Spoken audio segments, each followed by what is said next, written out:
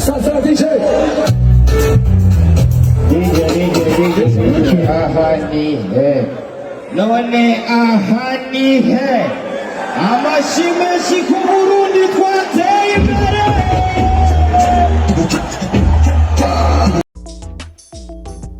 Welcome again kuri TWENGAKO TV nk'ibisanzwe. Karibu tubane mu yandi makuru agenda avugwa muri showbiz ndundi nk'ibisanzwe.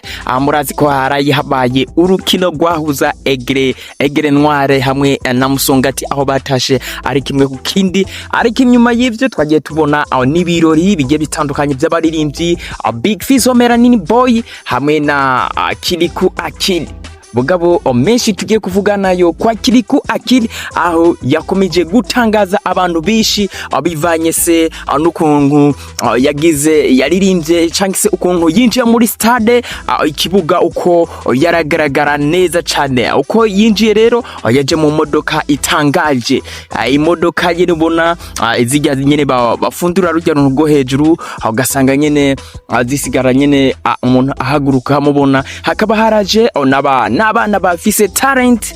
Ubundi KIRIKOU niwe muririmbyi wa mbere afise udukoryo twiwe cyangwa se umuririmbyi afise ukungene ategura ibintu neza cyane. Rero aho yari yazanye abana bazi kunyonga amakinga neza cyane, abana bazi kunyonga amamoto, mbese n'imodoka aho yazungurutsa mu kibuga cyose agenda aramutsa abantu yongera na performinga indirimbo zigiye zitandukanye cyane cyane aho ya performize ahanihe indirimbo ya ahanihe guys.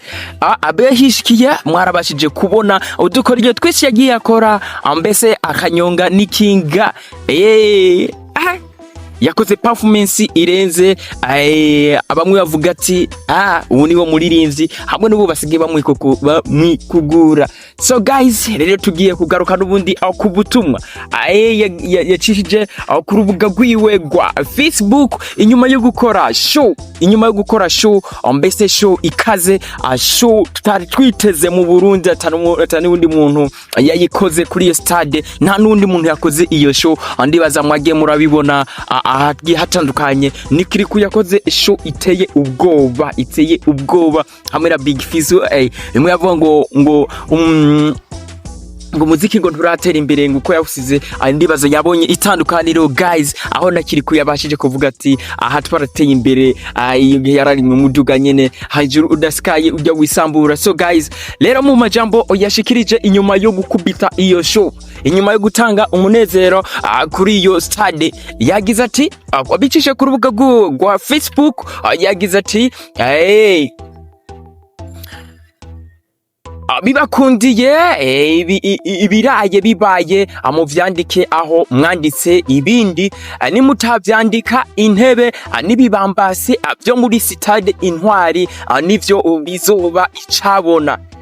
Iki nico gihe cyo kwereka abasaza kw'ibintu vyahindutse kandi biri ku rundi rwego. Atishiraho na emoji yo gushimira abantu cyangwa se yo gushima. So guys, ubona nuko ubu butumwa aho yabwerekeje ari kwa Big Fizzo atahandi nibikomeza kugaragara abasaza. So abasaza mu muziki tuzi aturazimwo Big Fizzo n'abandi bagiye batandukanye, gusa duce dufatira ku butumwa Big Fizzo yari yatanze avuga yuko mu Burundi atamuntu amureza, atamuntu atakintu kirahinduka guhera muri 2023, ariko KIRIKOU nawe ahise atanga ubutumwa ati ibyo nkoze mwabibonye kandi n'ibintu yakoze vraiment wari wahishikiye. Yarabashije kubona performance irenze, gutegura kurenze, gukwiyumvira kurenze, umwana ikidoma cyarabadomye kabisa.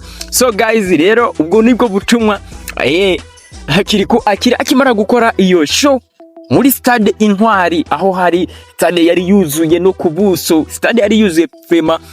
Ubwo nibwo butumwa yaciye ashikiriza. Rero ukaba wumva yuko yamaze kwishura umusaza Big Fizzo. Rero reka tukomeze kubana mu biganiro bigenda bitandukanye. Komi Jimbi aka Mega Speaker, misanda bivuga Mr. Mega Speaker, n'ayandi menshi mugenda munyitsa ani kuri TWENGAKO TV. Kora subscribe, nyumutse rwa kora subscribe kugira ngo tuze turabana mu makuru agiye atandukanye y'abastar. Hasta la vista. Mbe we wari washitse ku kibuga ca intwari. Wabonye gute urukino? Wabonye gute abonye gute abaririmbyi ingene bagiye baperforminga? Bitubwire muri komanteri, nikihe wagaye, nikihe washimye. Hasta la vista. Reka tubabwire ati aha ni kuri TWENGAKO TV, bana natwe.